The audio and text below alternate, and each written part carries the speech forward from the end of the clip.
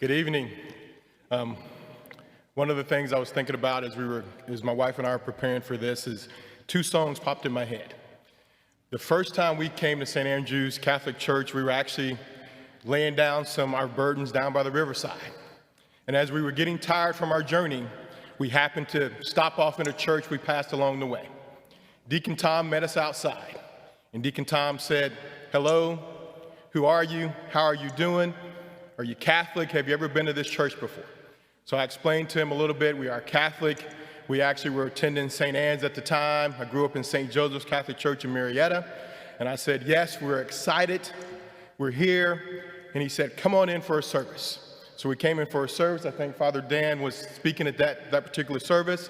I don't remember much about what he said, but what I do know is that when we walked in here, it felt like home. And so my wife is going to tell you a little bit, because she's actually the first one that got us involved in doing some ministries here. She's going to talk a little bit about some of the things we started doing. So that was exactly right. We just happened to walk in, and we ended up here, and we just loved it. We just definitely felt at home. But you know, there's a lot of you out here who maybe have been here, maybe not a long time. Maybe you've gotten involved, maybe you haven't. Maybe you're some newcomers and just a little bit squeamish sometimes about getting involved. You know, and I've just always felt that, you know, really feeling like a church's home is taking a part. And there's so many different ways to be a part of whatever it might be. I remember the first thing I got involved in was Alpha. I really liked that group and learned a lot in that.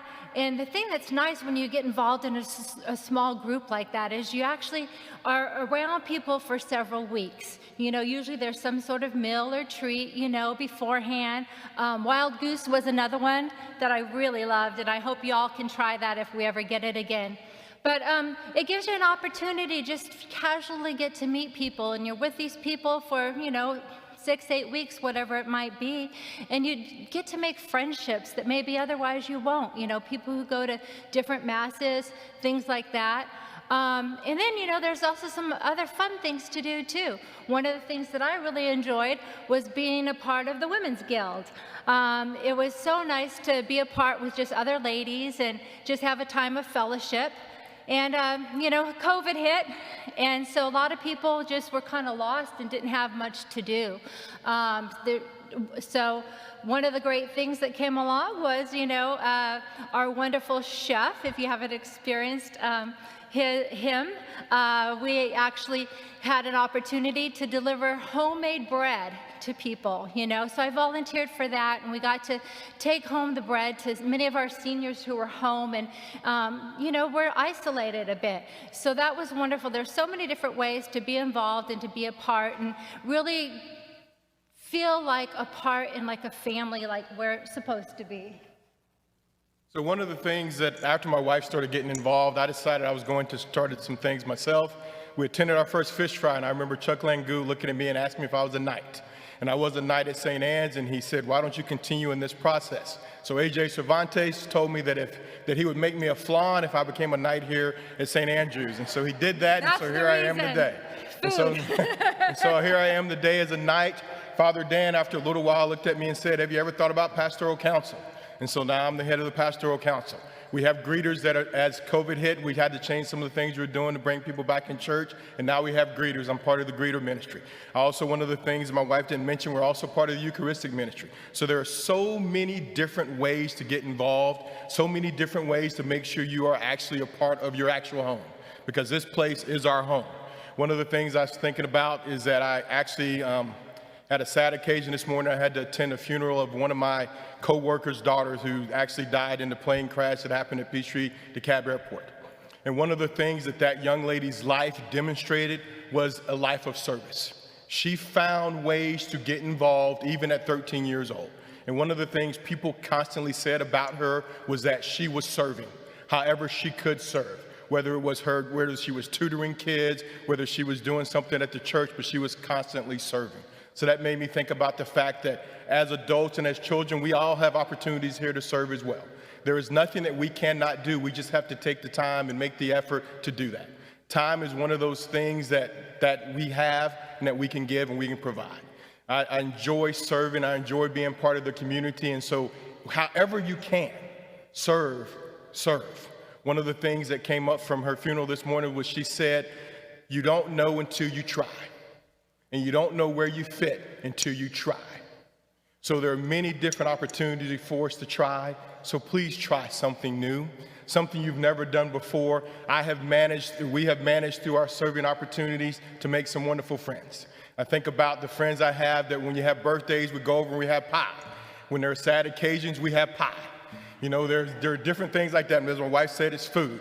But that gave us an opportunity because that's what a family does.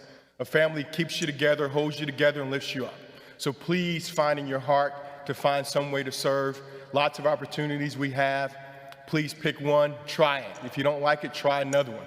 But at least you will make some friends along the way, and you'll have some great opportunities, and they will encourage you to continue to move ahead and do some wonderful things. Just to give a shout out to Dennis there, because Dennis Klein out there in the audience is one of those people who constantly pushes me to serve, constantly pushes me to do different things, and has actually helped me in my normal life as well as in the job that I do. Because the opportunities I've had here at St. Andrews have allowed me to build my career and what I do right now. So please think about it. Please serve. Thank you for the opportunity. And I started chuckling when he mentioned Dennis because he also got Joseph to play Santa Claus a couple of years. So that was really fun. Thank you. Thank you. Bye.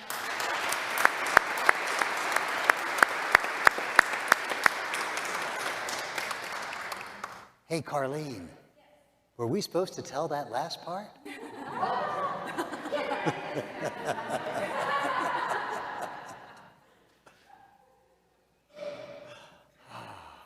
Was that energetic or what? Tried quite a commitment, and I want to thank you for sharing so much of your own spiritual journey. As was alluded to by both Joseph and Carlyne, next weekend we'll have an opportunity to actually make that commitment. When you leave today, if you haven't seen it, I'd like you to make sure that you pick up one of these ministry booklets. This is all newly revised for this year and what's going on currently, and has descriptions of all the various ministries and activities in the parish. You can also find it online for you folks that are watching us virtually. And yes, even if you're not able to come back to Mass quite yet, or on a regular basis, even remotely, there are various things that you can do ministerially to be involved. Take ownership. This is our parish, not just the clergy, not just a few folks involved in leadership roles, but it is our parish. Again,